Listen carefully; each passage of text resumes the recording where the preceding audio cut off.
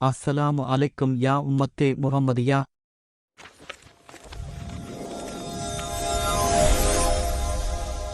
இன்று நாம் லுஹா தொழுகையின் நேரம் மற்றும் சிறப்பினை பற்றி பார்ப்போம் வாருங்கள். லுஹா தொழுகை முஸ்தஹப்பாகும். அதன் நேரமாவது சூரியன் நன்றாக உயர்ந்ததிலிருந்து நடுமதியத்துக்கு சற்று முன்வரையாயிருக்கும்.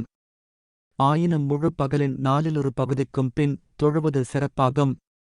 இத்தொழுகையை நியமாக தொழுது வந்தால் வாழ்க்கை வசதிகள் உண்டாகும். மறுமையில் சொர்க்கத்தில் லுஹா என்ற வாசல் இருக்கும். லுஹா தொழுதவர்கள் இங்கே என்ற சத்தமுண்டாகும். இது உங்களுடைய வாசல்.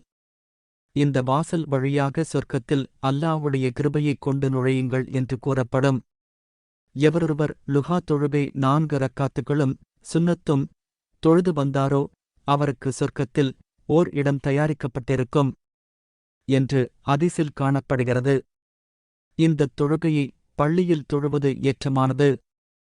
இதற்கு 2 ரக்காத்துகளாக 8 ரக்காத்துகள் உண்டு. குறைந்தது 2 ரக்காத்துகள் தொழலாம். ஒழு செய்து லுஹா தொழுகைக்குப் பள்ளிக்குச் செல்பவருக்கு உம்ரா செய்த நன்மை கிடைப்பதாக ஹதீஸில் காணப்படுகிறது. ஹனபி மத்ஹப்பின்படி அதிகபட்சம் 12 ரக்காத்துகள், குறைந்தபட்சம் 4 ரக்காத்துகள். 8 ரக்காத்துகளை 2 சலாமில் தொழுவது சிறப்பாகும்.